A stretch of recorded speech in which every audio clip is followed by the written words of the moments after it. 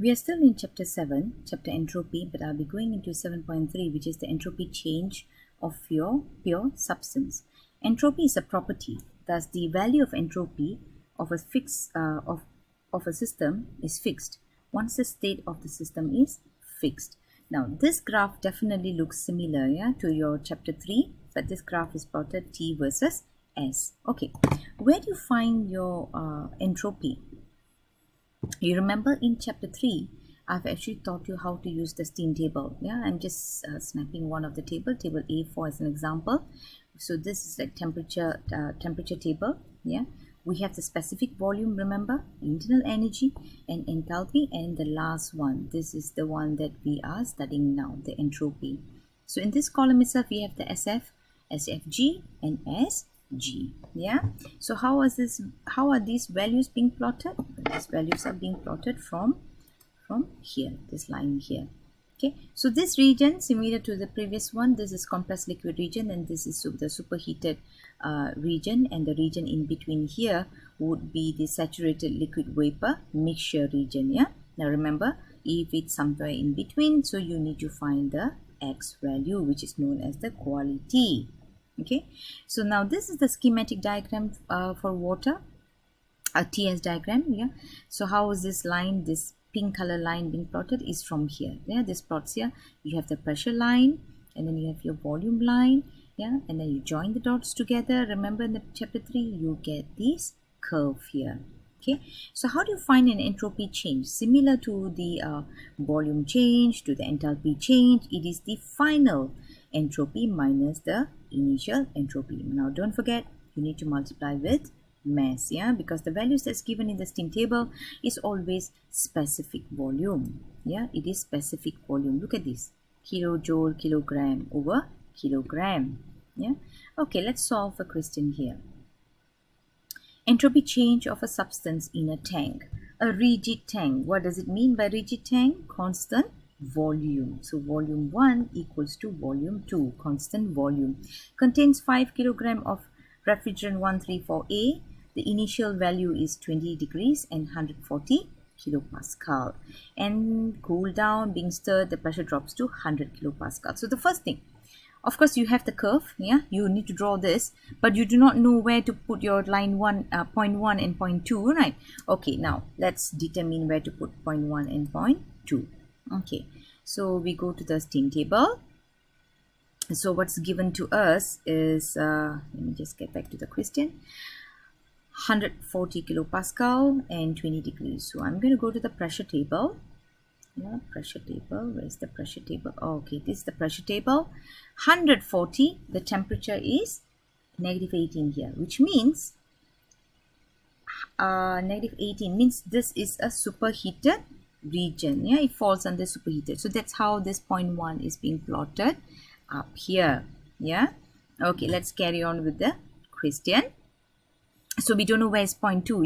Don't worry about point 2 first. We don't know. So first thing to do is to draw the graph, to draw this curve here, and we know point 1 is somewhere up here, but we don't know anything else. Okay, just leave it. Let's carry on with the question. So you need to find the delta S. So for P1 140, T1 20 degrees, you go to the table again. You can, okay, look at this. So it's superheated. Can we use this table? Cannot. So we have to go to superheated table, where we have 0.14 Pascal, which is actually 140 kilopascal. And then we go to temperature 20, draw a line there, use your ruler, and you can find the entropy, 0.10625, and you can write down the volume, because the volume is another hint that you need to use. Okay, so taking these two values, go back to the working. So we have got these two values. Now we are moving to the second case. The second state, which is 100 kilopascal, and the volume is 0.165. So we have pressure 100 kilopascal, and the volume is 0.16544. Okay, now let's go to the steam table again. So 100, 800, 100. Okay, 100 kilopascal. Where's 100 kilopascal? Going back to the pressure table, yeah. Okay, there goes 100 kilopascal. Yeah, you go to 100 kilopascal. The volume, you get the volume value. Yeah, it's these two values here. Okay, let's look at this. 0.165, 0.165, 0.1. Oh yes, it is in between.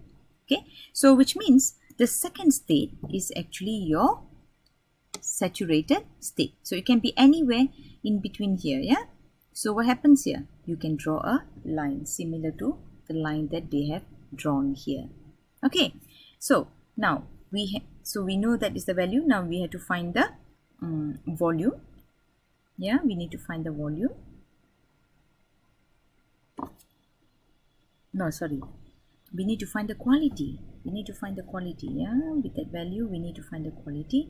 But the hint that's given is volume. So we take the volume of 0.7258 and 0.19255. Bring it down here.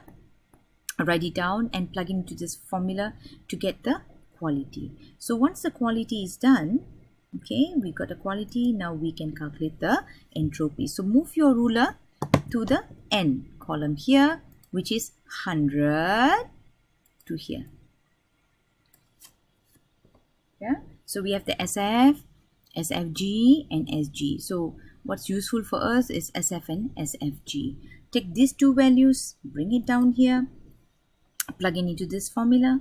Yeah, SF plus X2 XF SFG. Yeah, and then you can get the S2. So this will be the S2 value, and up here would be the S1 value. So what is your delta S? S2 minus S1. Remember to multiply by the mass. Yeah.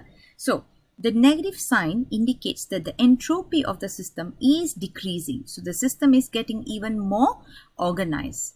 Yeah, of course, from superheated, yeah, it's now moving to saturated. So definitely the molecules are losing energy. So it's getting closer. Yeah. So this is not a violation of second law. However, it is the entropy generation that cannot be negative. Now, Sgen cannot be negative, not delta S. Yeah, delta S can be negative or positive. Positive means it's becoming even more disorganized. And when it's becoming negative, delta S negative means it is becoming more organized. So that's the end of this video. For this chapter, I'll see you in the next chapter of 7.4.